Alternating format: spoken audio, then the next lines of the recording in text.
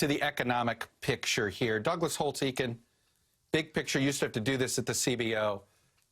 What are we staring at with this jobs report, and put it in context for us? Well, Chuck, I mean, these numbers are just mind-bogglingly large, and I think the right way to think about it is that everyone expects that during the second quarter, national income is going to decline by about 10%. In the worst year of the Great Depression, it was 12%. So we're going to experience a Great Depression year this spring. And there's a concentrated economic hit with an enormous amount of damage.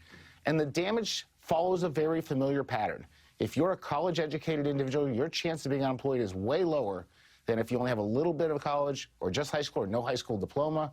We know that. It's a lesson from across the labor market. And so the people who are out there, a third of them were in restaurants and leisure, hospitality. Right. They're the lower skilled, lower income individuals in the labor market, and they've been hit the hardest. Jared Bernstein, it seems as if one of the things that we're learning, and I say this, I think Congress had this idea that they threw out there, the PPP, everything they threw out there, the $2 trillion. And I think now, knowing what we know now, how would you redesign the program? How should the rescue look? Now that we know what this looks like, how would you design the rescue package? Well, first of all, I would have some things in there that are still missing. Our states are really hurting in terms of their budgetary outlook. You know, states depend on sales taxes, they depend on people going to work, but they also depend on a public sector that they have to finance. And we've yet to have a really substantial measure in one of these plans that gets the states to where they need to be. Now, I think there's a lot of talk about the next phase doing that, so that's one thing I do. And I particularly focus on the healthcare side of the equation. The pressure on Medicaid rolls is huge right now. Look, I think what we need, the way to think about your question from my perspective is there will be another side to this. I completely agree with all the horrific numbers Doug trotted out. Right. But on the other side of this, we need an economy that's capable of bouncing back. And that means we have to make sure that people, that households, that businesses stay intact. And while we've done some work on business preservation, it's been so focused on the payroll aspect that a lot of businesses, and we heard this in your trailer up front, are just having great difficulty paying their non-labor costs, staying open. So I would focus on business preservation and on making sure that people are meeting their medical demands, and third, trying to help people stay in their homes with adequate incomes.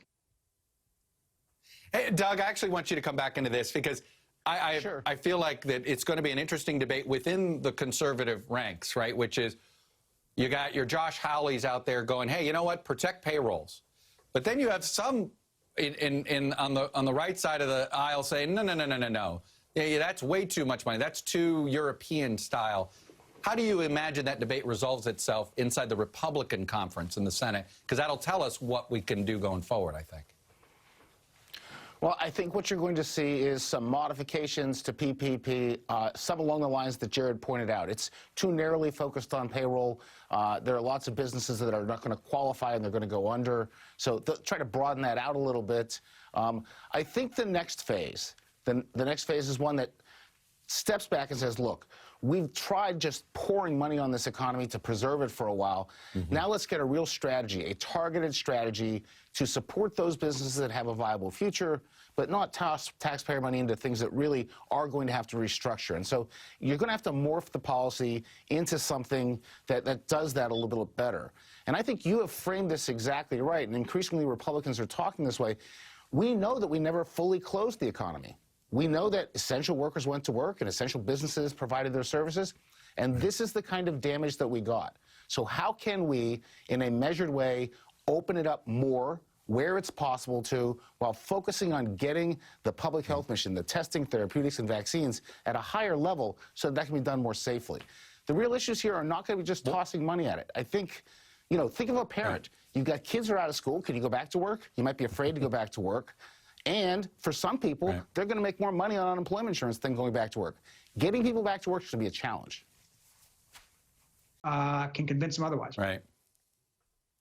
Jared and Doug, I want you to end our segment on a debate that it was interesting to see play out throughout some economists I spoke to earlier in the day, and that is, what do you do about restaurants? And I say this, you know, Steve Rattner was saying, look, you can't, if demand's not there, you can't sort of artificially create demand. At the same time, they didn't shut down this economy. It isn't their fault this economy shut down.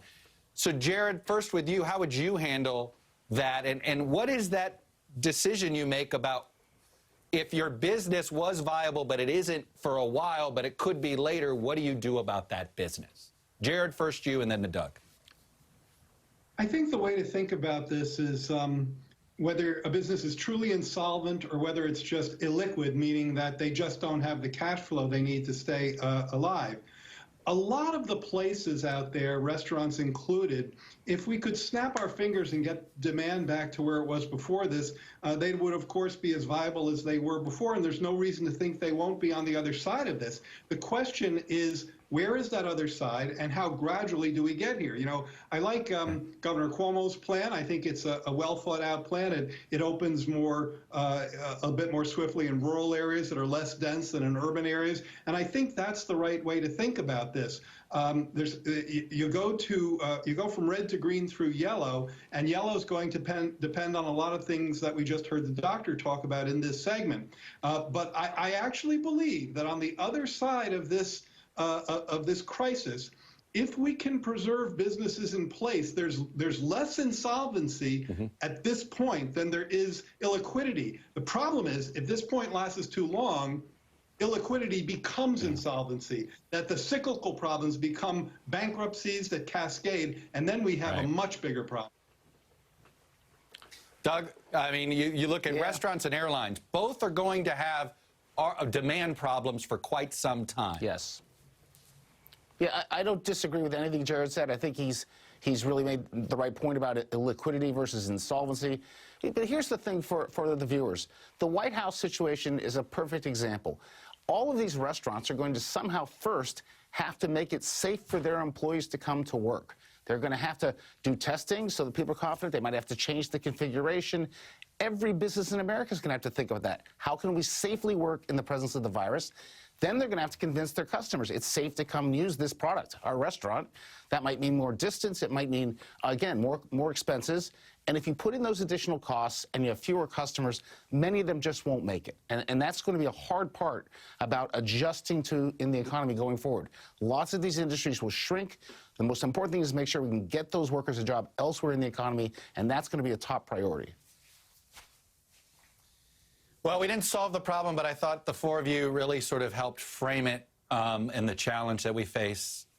It's enormous. Peter Baker, Douglas Holtz-Eakin, Jared Bernstein, Dr. Vin Gupta, thank you all for starting us off with your expertise.